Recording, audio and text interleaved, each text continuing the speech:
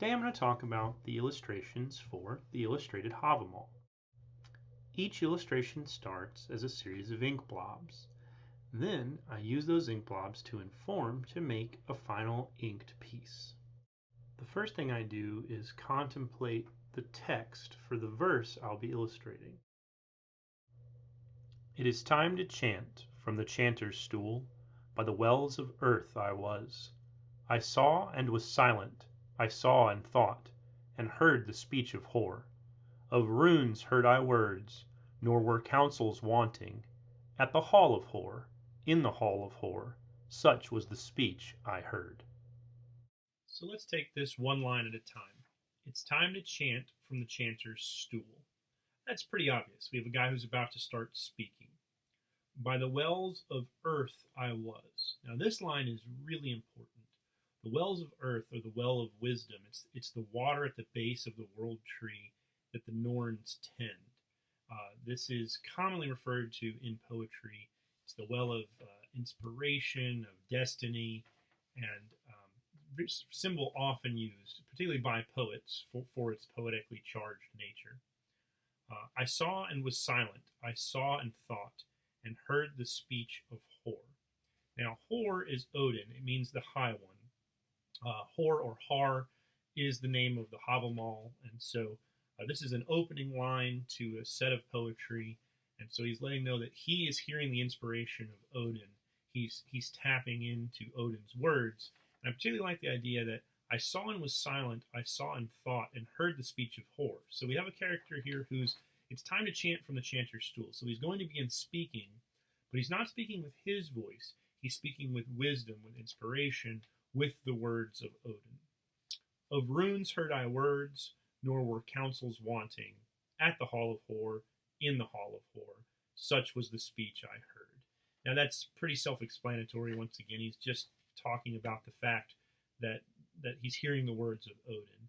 And of particular significance is that the last few lines some think were added on in the end, which is why, in truth, they're a bit repetitive. So with all that in mind, it's time to get to work. Put down some ink. It is hard to ink without ink. And then get a little well of water going. That way I can dilute the ink with the water to create a gray tone.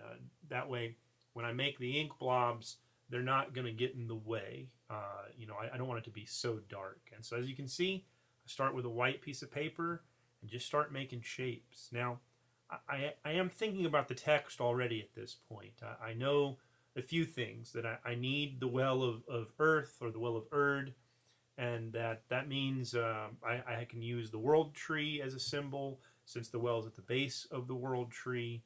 I can use the three Norns tinting the well.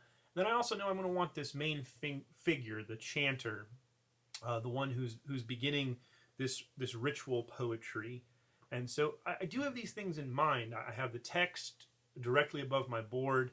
I constantly look and think, but I'm also trying to just let the ink flow at this stage. And in the beginning, you can see me kind of, gesturing out like maybe those are some tree limbs, and I am definitely sticking towards the middle of the paper so that it doesn't just go all willy-nilly. But then I just get a big old brush and start making marks. The most important part of this stage is the mark making. I don't want to focus too heavily on what it is I'm trying to do. I don't necessarily want to focus or hyper-focus on, trying to make it into something. What's important is getting this stuff down. I'm very much trying to tap into the art of the subconscious, which means make shapes, put ink, put marks on the paper, and then react to them. If I don't have them down, I can't react. And so this stage is about that.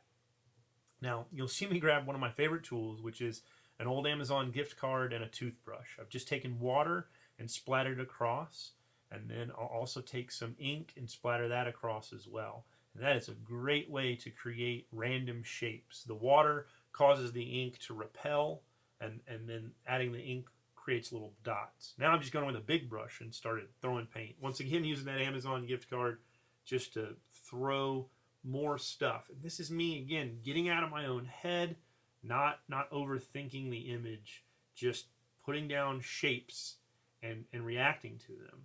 And there starts to be more and more water build up on the surface as well. So then some really weird things and fun, interesting things start to happen. Now here's a classic illustration tool, and that is the wadded up paper towel.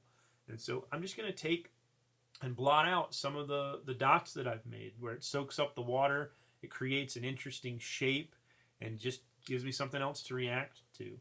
And now I think at this point I've actually taken, you can see all the ink at the bottom. I just soaked up a bunch of that watered down ink into the paper towel and then making even more random shapes. Again, this is about so much randomness, just getting stuff down onto the paper, letting the water move around and swish, and just reacting to it. There's really not much more to it at this stage. It's just, get in there, make marks, let shapes happen. You can see a big drip going down right there. And that's what's awesome about this part. It's one of the things I really love. I do tend to get a little darker towards the end. You don't want to start dark because you can't take it away.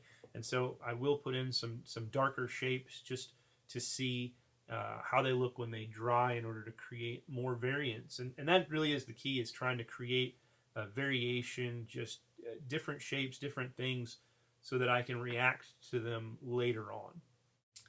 And at this stage, I mean, you're looking at a big old mess, and that was the goal. Just not much more to it than that. But I can promise you that this random bunch of ink blobs will eventually turn into this final illustration. And I will go more into that in part 2 of this video series. If you've enjoyed this video, please check out more of my Hávamál Kickstarter. You can search for the Illustrated Hávamál on Kickstarter or follow this link. And you can see more of my art themed around Norse mythology at fatefulsigns.com. Please subscribe if you enjoy these videos.